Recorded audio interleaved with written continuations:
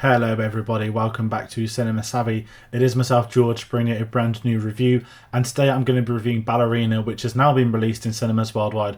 Of course, the first spin-off John Wick film, but not the first spin-off in the world of John Wick. More on that a little bit later. But as always, I'm here to talk the film. I'm going to be keeping this one spoiler-free with it just us doing one review on this one, but I'm very curious to hear people's thoughts that have seen it or are looking forward to it, or maybe they're not looking forward to it. So please do comment your thoughts below on this, the thoughts on the John Wick films, action films, all that sort of stuff. I'd love to get your opinions on this one. And if you want to find out more what we're up to, get us on our social medias. Linktree.com/cinemasavvy puts you through to Facebook, Twitter, Instagram, Letterboxd, and Blue Sky. That being said, let's talk this film. And I always open saying about, oh, this film is directed by the director. I'm going to get into what's going on with the director very shortly. But my thoughts on Ballerina heading into it. I love the John Wick film series. I actually dislike John Wick 3. I don't dislike it, I just don't like it anywhere near as much as the others. But it's a lot of people do, so I know I'm in a minority. But I think it's one of the greatest action franchises of all time. I said that recently in Mission Impossible, but I did credit Mission Impossible video saying that and John Wick are the more modern action franchises that I think have carried it. And it's safe to say they've been a humongous success. They've rebuilt Keanu Reeves' career. They've gone on to have lore within the universe. They've gone on to have spin-offs, games, TV shows, and now a spin-off film, of course, starring Ana de Armas. So I've been very excited to see what more can go on in this world. And I think something which, for a franchise that is Keanu Reeves, John Wick, he is the lead, it's in his name. It is interesting they've been able to open this up, and strangely enough, it's a world that lends itself to being opened up, because what those films have done so well is create a lived-in universe of assassins, from codes to high tables, rules, regulations, and more. That's what's almost been so interesting, that as what began as a simple revenge film turned into this extravagant world. And I don't dislike the idea of there being other stories told in this world. It doesn't need to be about the characters from the John Wick films, but of course the series is called John Wick, so that's a bit of a strange one to wrap your head around. So heading into this, when this announcement was made, there's going to be a Ballerina film. We've seen, obviously, in the third John Wick film, when they were brought into it, Angelica Hudson, we would see, yes, that makes sense that they can do an assassin film. They bring in Ana de Armas, who was amazing in No Time to Die as Paloma, in that one incredible sequence, which is basically, yeah, like, not give her a Paloma film, but we can pretend this is the Paloma film, can't we? So it's been exciting on the announcement. It's been exciting for the world. And as we got nearer and nearer release, then came the talk of the reshoots. And I think it's fair to say, I think Ian McShane on the One Show here in England and basically said, we've reshot Ballerina because it's terrible and we don't want it like the TV show. I think he said something along those lines, so I could be slightly wrong, but he essentially admitted on TV, we've reshot the whole thing, different director, because it needs to be good on like a TV series. And I kind of love that. People will be feeling that, but I like that honesty, because I didn't watch The Continental. I can't give my thoughts on it, but the moment that turned into a different story than what was originally anticipated, after seeing the trailer, I don't want to watch that. I've got no interest in saying that. I'm sure maybe it's got some fans somewhere, but it came and went and no one's ever spoke about it since until now. So, again, a universe that I'm up for spin-offs, but it's got to be the right one. It can't just be this random thing here and there. But Ballerina, absolutely. But the talk of the reshoots really put me off being excited for this. Even though it was Chad Stahelski overseeing them, I know the film's technically directed by Les Wiseman, but for all intents and purposes, I think I can tell what parts are Chad Stahelski and what parts aren't. I think we can tell that certain roles have been added in for that too. And I'll get into that a little bit later, because it's actually one of my criticisms of this film. But overall, I really enjoyed this film. But the problem we have is there's been no talk or buzz or lead up to it. If anyone's curious about review side of things, I'm allowed to say this, I think. The world premiere was in London, I think 2 weeks ago. And the publicist sent basically a statement out saying, if you've got something good to say about the film, please tweet it as soon as the premiere's done. But if you have anything long to say, if you've got any criticisms or nuances, you can't see anything until Wednesday the 4th of June. That's the kiss of death to journalism. I'm not a journalist.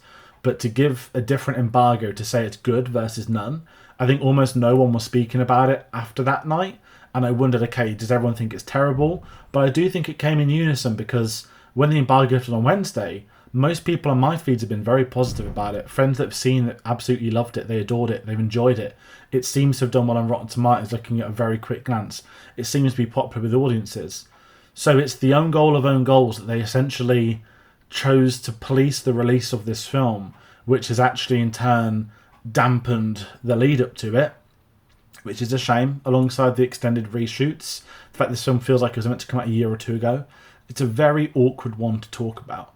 If you want to know how far back it goes, Keanu Reeves, I believe, turned down a role in The Acolyte because he was filming this.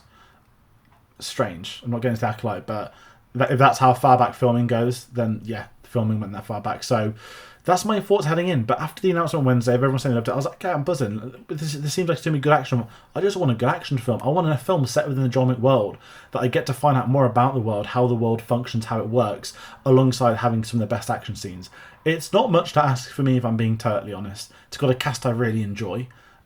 We've seen on the advertising of returning faces. Norman Reed has been added in as well. So I'm sold. I don't know the story. I don't care for the story. I want to find out what Ana de Armas' character is and what it's all about. So that was my thoughts, extended thoughts heading in, and thoughts about some of the issues going into it. And as I've already said, I really enjoyed this film, but I do have some criticisms of it, and I do not think it's on par with the first, second, or fourth John Wick films. A certain irony, this takes place during, simultaneously, and slightly after the events of John Wick 3, which really has to be clarified to an extent. But let's talk this. So, the character of Eve Makara, played by Ana de Armas, she's seeking the revenge for the murder of her father from this anonymous individual who runs a cult, I guess I'm allowed to say. And this anonymous individual, Gabriel Byrne, is the actor playing the role of the Chancellor. Sounds like a German Rob Brydon when I was watching it, if I'm honest. As a villain, is one of the weakest parts of this film. Has some of the most interesting role and creations. I'm not doing spoilers, but he essentially created and inhabited a village of cultists that follow his lead. It's almost like Black Widows, from born there, birthed into this society of assassins. That's very cool, and that fits the John Wick world. And there's no development or story on it. I wanted to learn so much more, and it wasn't able to do that because it's then just action sequences. And I think it's his role and his societal organisation, which is what's got massacred in the reshoots. Because when we get the action, and the action is absolutely incredible, as you always expect it to be, you can tell what parts have come in those reshoots. And that's not a bad thing. I think Rogue One's the best example of a film that had a long period of reshoots, and the film ended up potentially better for it. No one complains about Rogue One. Reshoots are a tool for filmmakers. Reshoots are a tool for studios. Yes, they can be sometimes to mask up, and they can be last minute and not work. But when they bring in proper reshoots and the film's edited for it, I don't have a problem with it. And in this case, the film is clearly functioning better because of this. They were clearly worried about the reception of this film due to the issues.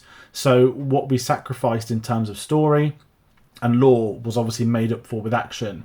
But it leaves you wanting a little bit more, because I love this universe so much. I want to find out, okay, what was the origin of this cult of going potentially centuries? Who is this guy, the Chancellor? What is his story? What is his background? Not all of it's fleshed out. And then that impacts the character of Eve, played by Ana de Armas, which is as simplistic as you're going to get. It's a revenge tour. We've seen this with the John Wick series. You know, if it wasn't for the death of the dog, we wouldn't have 4 John Wick films and spin-offs. So the concept of revenge is perfect. We like it. But it feels not too easy and too obvious. I don't mind that it's predictable. It shapes Ana de Armas into a great action lead, something we've seen in Bond. But then I was sort of sat there thinking she had a lot more personality off of one scene in Bond than she did in this. I don't think she has the, not charisma of the assassin. She's not Keanu Reeves, and she's not trying to be Keanu Reeves. She's doing her own thing. But I wish they could have given her a bit more of a personality, because while she is there for revenge and we're with her, when predictable things occur from it, I don't feel as excited. I very much enjoy it and I'm entertained by it, but we know how great Ana de Armas is as an actress, so I felt a bit of a shame that she feels subdued. That's probably the best word for this. A subdued performance in emotion, but a fantastic action lead, and I'd like to see more from her. And this is kind of where I sit with it. If this is going to be the first spin-off and potential other spin-offs with her character, I know we're obviously going to get the Donnie Yen film, which I'm incredibly excited for, but I'm all for more John Wick stuff, and I'm with the Ballerina, I'm more than excited to see a little bit more from it. As I kind of said, it did have some drawbacks. I mentioned the weak villain. I've got to talk about Keanu Reeves playing the role of John Wick in this. I don't think I've ever turned my nose up at seeing John Wick in a film with Keanu Reeves, but I felt in this, I don't want to say he was underused. I actually think he was overused. It feels like we need to get him into the marketing campaigns let's set them up for a face-off, let's pull some positive PR on this film and drop Keanu Reeves in it. Let's bring him back. Let's have to say this is set between 3 and 4 because of the ending of 4. Is he dead, is he not? So it can't be set past that point. And it feels like more of a favour of an actor coming back than it does for story purposes. His role doesn't amount to much, and it's very cool we get him. And there are sequences near the start of the film when we get him in tandem with John Wick 3, which makes more sense. But if you've seen the trailers, you know he's got a presence at the end. He has a face-off with her. It feels incredibly forced and tacked on.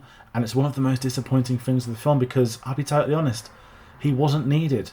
Ana de Armas is doing great in that lead role, but it's the familiarity of the audience. You want to see John Wick, you want to see Keanu Reeves. So they deliver it and people are going to be satisfied. But I actually think ever so slightly took me out of it because he's the greatest assassin that ever lived, right? And if we've got this young up-and-coming ballerina who's maybe going to make some mistakes, she's finding her own, we're seeing her become incredibly skilled and competent, you put her in the ring with John Wick, it's just like, no, you're going to get absolutely crushed. It's like, I don't know, taking a prime Brock Lesnar and putting him in the ring with someone that just started wrestling yesterday or something. It's going to be a massacre, and that's going to only detract from the younger person that started. So it's actually a criticism of the overuse of John Wick in this, but I understand why. I understand the job they had with the reshoots and to bring this full circle. And a couple of other characters I'm obviously going to talk about. Norman Reedus, I mentioned, he's in like 2 scenes. He's been all over marketing and he's incredibly underused. Again, is that reshoots? Is it not? I do not know. We didn't get to find out a little bit more. But if the door opens up for Norman Reedus to come back, then I'm fine because the John Wick universe is rich of people we'd love to see a little bit more from. You know, we still haven't found out about what happened out to Common in John Wick 2, who I loved in that.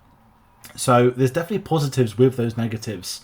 I've talked about Lance Reddick playing Sharon for the final time. Lovely to see him back on the big screen and what is his final role. Obviously, it's still incredibly sad what happened to him, that he passed away, obviously, at the time of filming.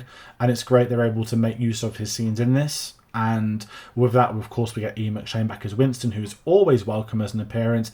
And Angelica Hudson's the director, who doesn't have an awful lot to do. But again, she brings a presence to the John Wick film. So the cast itself, I'm fine with. I just think there's an incredibly weak villain, an over-reliance on John Wick. And unfortunately, a side effect of that is Ana de Armas takes somewhat of a slightly back role. Whilst doing a great job, it feels like a side piece in her own film during a climax, which is very frustrating. But that's like all I can criticise the film, because if you're going in to be entertained, you're going to be entertained. If you're going in to see some great action sequences, you're going to see them. There's like a flamethrower lightsaber duel. They are still doing new incredible things with action. They're doing incredible things with the stunt teams working on these. I absolutely loved it. I love the choice of setting. I love the stories it was setting up. It just didn't unfortunately deliver that with me. But as I said earlier, I'm down for more. If they want to do another Ballerina film, do it. I'm seated. I'll be there on day one, just like I've been there on day one today. So that's going to be my cloudy end of the review. As I said, I very much enjoy this. I recommend this.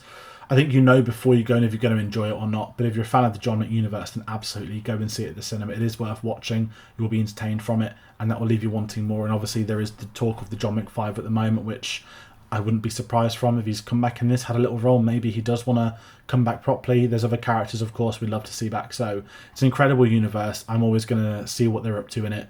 And it's almost a job for life with Chaz Lesk at this point. He can do whatever he wants. Now, whether they top John Wick 4 is a separate question. But I'm turning this into a different conversation. So I'm going to start to round out. This has been my review on Ballerina. I hope you've enjoyed it. Comment if you disagree with me about some of it. If you agree with me, I'm really curious to know what people think of this one.